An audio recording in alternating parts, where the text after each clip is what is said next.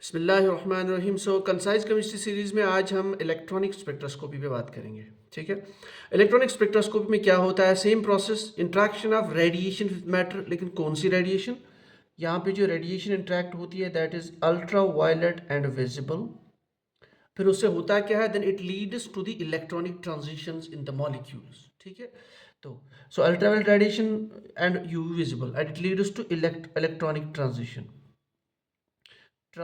Of electrons. ठीक है, so that's what called as UV visible spectroscopy. इसमें question कहाँ से आते हैं? यूवी, इसमें range of UV, range of visible. So normally अगर आप शॉर्टकट में याद रखना चाहते हो तो normally right like this, that is 200 to 400 and 400 to 800. Now this 400 800 is your visible and this is ultraviolet. लेकिन इसमें थोड़ी सी वेरिएशन आती है डिफरेंट बुक्स में. Sometimes you can write from 180 to 380, that is your ultraviolet, and then 380 to 780 also, that is also called visible. तो इसके आसपास आप इसको याद रख सकते हैं, इसमें क्वेश्चन आता है. अच्छा, जो मॉलिक्यूल या जो मटेरियल एब्जॉर्ब करता है इस रीजन में, सो दैट इज कलरलेस. ठीक, और जो एब्जॉर्ब करता है in the visible region, so those materials are, those molecules they are coloured. ठीक है, ये तो एक क्वेश्चन है. दूसरा पॉइंट इसमें हो जाता है कि जब molecules undergo the electronic transitions इस स्पेक्ट्रोस्कोपी में. ठीक, so now which type of electronic transition? इसके लिए सबसे इजी वे है, आपको ये डायग्राम आप याद रख लीजिए. So in molecules we have different types of electrons existing. So सबसे लेवेस्ट जो एनर्जी होती है ना, सबसे lowest, that is sigma bonding, then pi bonding, then non bonding electrons, then pi anti bonding and then sigma anti bonding. ये है order of energy. इसको हमें याद रखना है क्योंकि मोस्ट ऑफ टाइम्स यहाँ से क्वेश्चन एक आता ही आता है. ठीक, सो अगर आप इलेक्ट्रॉनिक ट्रांजिशन की बात करोगे तो कौन कौन से इलेक्ट्रॉनिक ट्रांजिशंस होते हैं? एक तो ये पॉसिबल है sigma to sigma star, and then you have one more transition possible, that is pi to pi star, another n to pi star, and then n to sigma star. तो question यहाँ से आता है कि energy of the transitions. बहुत easy है, तो आपको इससे डायग्राम से भी याद रख सकती हैं, ऐसे भी याद रख सकती हैं. So the order of energy of various transitions is sigma to sigma star. इसकी एनर्जी होती है सबसे ज़्यादा, followed by n to sigma star, followed by pi to pi star, and then followed by n to pi star. This is the order of energy.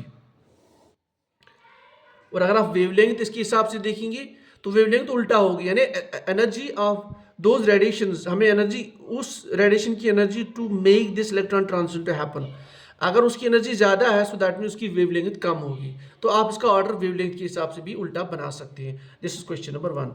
अच्छा, उसके बाद में जो क्वेश्चन आता है दैट इज कि इस मॉलिक्यूल में कौन सा ट्रांजिशन पॉसिबल है? देखिए बहुत इजी है. अगर आपका वाटर मॉलिक्यूल है तो उसका स्ट्रक्चर ये है. वाटर मॉलिक्यूल में हमारे पास 2 लोन पेयर है, क्योंकि हमारे पास लोन पेयर प्रेजेंट है, so we have an electrons present. अब इसमें पाई बॉन्ड नहीं है, सिग्मा बॉन्ड है. इसका मतलब इसमें एक तो n to sigma transition possible है और pi to pi, sorry, sigma to sigma possible है. इसी तरह से आप मॉलिक्यूल लीजिए, जैसे अल्कीन मॉलिक्यूल, कोई भी इथीन मॉलिक्यूल, एंड देन इसमें कौन सा ट्रांजिशन पॉसिबल है? इसमें पाई बॉन्ड प्रेजेंट है और बाकी सिग्मा बॉन्ड्स है. जब पाई बॉन्ड प्रेजेंट है तो ये जो अपना pi to pi star transition is possible और sigma to sigma star transition is possible. इसी तरह से for example stone molecule, normally जो मॉलिक्यूल्स एग्जाम में आते हैं वो ये है. अब इसमें आपके एन इलेक्ट्रॉन्स भी है, पाई बॉन्ड भी है, सिग्मा बॉन्ड भी है, तो इसमें ये सारे टाइप के ट्रांजिशन पॉसिबल है. सो ये तो एक एरिया है जहाँ से क्वेश्चन आता है. उसके बाद मूव फर्दर करते हैं. इलेक्ट्रॉनिक ट्रांजिशन में जो इंपॉर्टेंट चीज़ है ना वो है बीर लैम्बर्ट लॉ. ठीक, Beer Lambert law, Beer Lambert law. Beer Lambert law क्या है? Simple, Beer Lambert law is equal A is equal to epsilon C L. यानी जब भी आप कोई सैंपल जिस पे कोई रेडिएशन पड़ जाए जिसकी इंटेंसिटी है I0, it will absorb the energy and then some of the portion will be transmitted. ठीक, तो एब्जॉर्बेंस जो है दैट इज बेसिकली, पहले इसको ट्रांसमिटर्स में दिखाता हूँ. T is equal to fraction of the light transmitted I by I0. ये तो एक चीज़. अगर हमें एब्जॉर्बेंस बनाना हो तो एब्जॉर्बेंस इज थोड़ा सा डिफरेंट है, it's minus log of I by I0. इसको याद रखना है. ट्रांसमिटर्स के लिए लॉग फैक्टर नहीं है, लेकिन एब्जॉर्बेंस के लिए लॉग फैक्टर, दोनों को अगर आप कोरिलेट करेंगे तो T is equal to 10 to the power minus absorbance, इस पर क्वेश्चन आता है समटाइम्स, ये इनकी रिलेशनशिप है, ठीक है। अच्छा, तो जब वो लाइट इस पर पड़ती है तो the absorbance that is this factor, so this is directly proportional to, इसको ऐसे लिखो, it is directly proportional to the concentration multiplied by length, that is this path length. तो अगर आप इसको हटाना चाहते हो then you will bring out this extinction coefficient. So extinction coefficient हर मॉलिक्यूल के लिए अलग अलग होता है, जिसका एक्सटिंक्शन कोफिशिएंट ज़्यादा है उसका एब्जॉर्बेंस वैल्यू ज़्यादा है। तो यहाँ से भी क्वेश्चन आ सकता है, ये तो एक पोर्शन हो गया। उसके बाद में अच्छा, if you plot a graph between absorbance versus concentration, क्योंकि पाथ लेंथ फिक्स होती है उस सेल की जो हम इंस्ट्रूमेंट में डालते हैं, तो then you will get a straight line graph, ठीक है। तो if straight line graph comes then हम ये कहते हैं कि this sample absorbs Beer Lambert law. अगर आपका ग्राफ डिविएट होता है ऐसे, हम कहते हैं doesn't obey the Beer Lambert law. तो normally Beer Lambert law is valid under dilute conditions, ये याद रख लीजिए, डाइल्यूट सोल्यूशन होना चाहिए, then you will get a straight line. तो अगर कॉन्सेंट्रेटेड है it doesn't obey dilute law. इस तरह से अगर मॉलिक्यूल डिसोसिएट हो जाए, एसोसिएट हो जाए, अगर मॉलिक्यूल में फ्लूरेसेंस आ जाए, तो इस तरह की चीज़ें जो है ना, तो यू नो वहाँ पे बीयर-लैम्बर्ट लॉ वैलिड नहीं होता है। अब चलते हैं, और एक कॉन्सेप्ट है इसमें, ठीक है, हम डील करते हैं यूविजिबल स्पेक्ट्रोस्कोपी से। यहाँ से ये वो कॉन्सेप्ट है जहाँ से हमें ये पता चलता है कि our eye can see the objects, we can see the colour of the objects. तो कलर के लिए कॉन्सेप्ट है क्रोमोफोर, क्रोमोफोर। तो क्रोमोफोर वो पार्ट होता है किसी भी मॉलिक्यूल में जिसकी वजह से इट एब्जॉर्ब्स द रेडिएशन, ठीक है, and then it helps us to understand that molecule is coloured और नॉट। तो क्रोमोफोर में एग्जांपल आप ले सकते हो, जैसे आपका कैरेट में होता है कैरोटीन। तो कैरोटीन में जो क्वेश्चन आता है ना, कैरेट में ये पिगमेंट होता है, इसमें 11 डबल बॉन्ड्स होते हैं कॉन्जुगेशन में।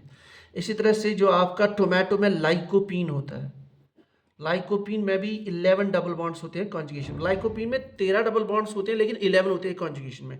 ये इंपॉर्टेंट, इस पे भी क्वेश्चन आता है। अच्छा, जितने ज़्यादा डबल बॉन्ड्स कॉन्जुगेशन में होंगे उससे क्या फ़र्क पड़ेगा, जितने आप डबल बॉन्ड बढ़ाएंगे, क्योंकि यहाँ पे कॉन्जुगेशन होगी, electrons will they will freely move, so it is easy to make that transitions, that means the molecules will absorb in the higher wavelength region, ठीक है। अब कंजुगेशन बढ़ाते जाइए, लैम्डा मैक्स वो wavelength where absorbs molecule absorbs maximum radiation, so they get shifted towards high wavelength region. इस concept के base पे कुछ टर्म्स है हमारे पास, एक है bathochromic shift, bathochromic shift, then है हिप्सोक्रोमिक शिफ्ट, देन है वो हमारे पास हाइपोक्रोमिक शिफ्ट, और है हाइपरक्रोमिक शिफ्ट।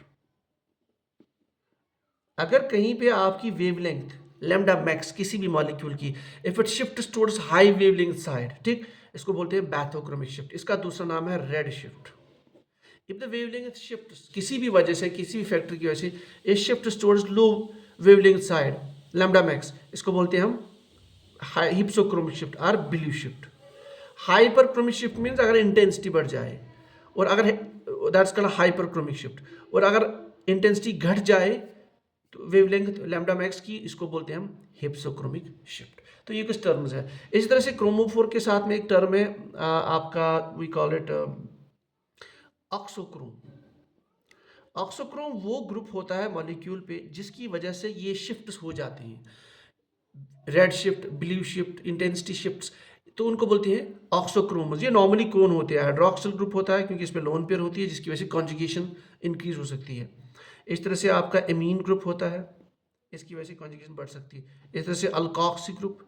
तो इस तरह के ग्रुप जो कॉन्जुगेशन को ऑल्टर करते हैं, नॉर्मली ये कॉन्जुगेशन को क्या एनहांस करते हैं, ठीक। तो ये भी इसमें भी क्वेश्चन आता है। अच्छा, उसके बाद में जो इंपॉर्टेंट रूल है कि किसी भी मॉलिक्यूल का अगर हमें निकालना हो लैम्डा मैक्स, खास करके कॉन्जुगेटेड मॉलिक्यूल्स की, like we have conjugated double bonds, उनको निकालने के लिए एम्पिरिकल एक रूल है, एम्पिरिकल रूल मैथमेटिकल, इसका नाम हम याद रख सकते हैं, it's called as Woodward's rule. Woodward's rule, I am very sure कि आपके लेवल पे you will not be asked to calculate the lambda max, लेकिन उस रूल का नाम you can remember, that is Woodward's rule. तो ये तो हो गई कुछ इंपॉर्टेंट चीज़ें जहाँ से क्वेश्चन आता है इलेक्ट्रॉनिक स्पेक्ट्रोस्कोपी में। स्टिल आई फील अगर आप थोड़ा सा और आगे जाना चाहती हैं, then you can keep in mind the effect of solvent. Solvent में जो क्वेश्चन आता है वो होता है पोलैरिटी ऑफ सॉल्वेंट्स पे, पोलैरिटी ऑफ सॉल्वेंट से इलेक्ट्रॉनिक शिफ्ट में क्या फ़र्क पड़ता है। इसमें जो क्वेश्चन आता है वो दो साइड में आ सकता है, एक n to pi star transition में और दूसरा pi to pi star transition में।